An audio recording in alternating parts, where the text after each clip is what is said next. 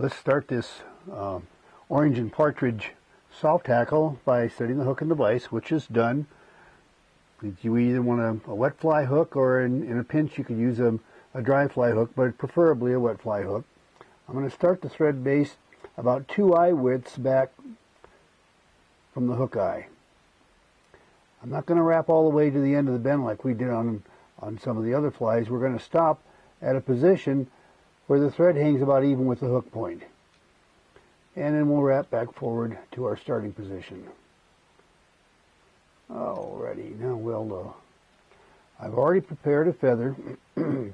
It's a partridge feather. I want you to notice that I trimmed the fibers off of one side, and then some of the fuzzy stuff out of the base end so I could tie it on. And I'm just going to tie it on in place right here at the front end of the fly.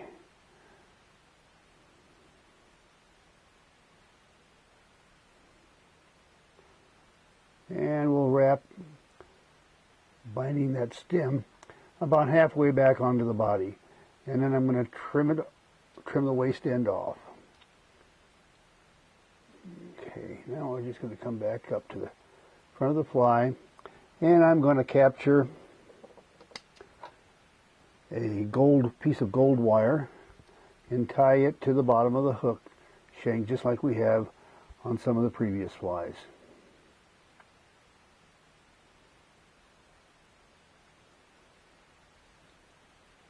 And then I'll wrap almost all the way back to the front and stop. The back part of the body will be constructed out of some single strand floss. Just attach it right there, and then we're going to double wrap it first, starting at the front, going towards the back, and then we'll come back forward over that so that we get a good cover. And we want it to be nice and smooth. This is kind of a slow operation, but it's all right. We'll get right here to the end, and we'll come back forward, placing each turn tight against the previous turn. That's how we keep it nice and smooth. I slipped right there, so let me back up and rewrap that piece right there. Okay, and now I'll tie that off on the bottom of the hook, same right next to where I tied the original on. Now I'm going to trim off the waist. Be careful not to cut the thread.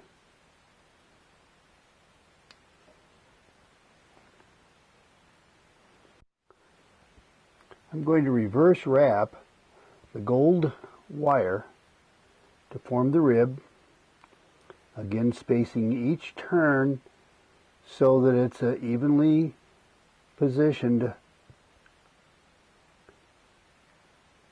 like we've done on the previous flies. Now I used a really fine wire before, didn't have to worry about it, so I cut it with my scissors. But this one is a little bit stiffer wire, so I'm just going to worry it off, twist it off. Doesn't take very long.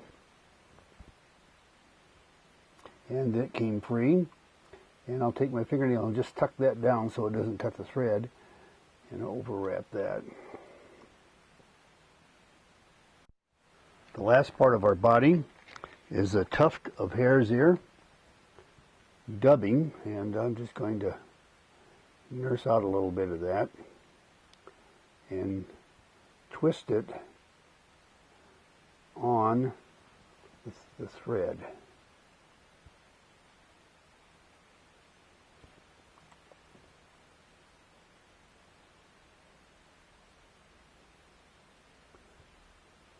Alright, now we'll just go ahead and wrap that into place.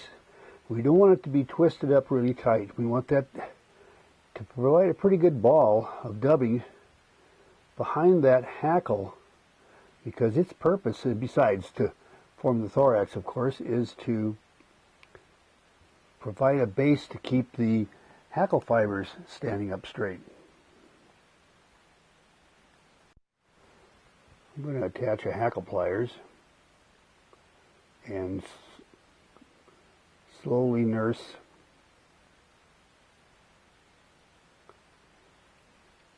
that around the hook so that I can put on a couple of sparse turns of the Partridge hackle. 2 is about all you need.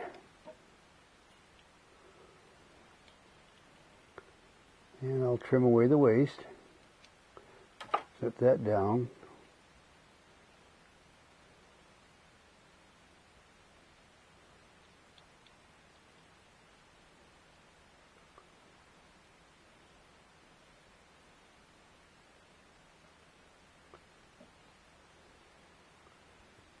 All right, we'll use a whip finish tool to finish that off.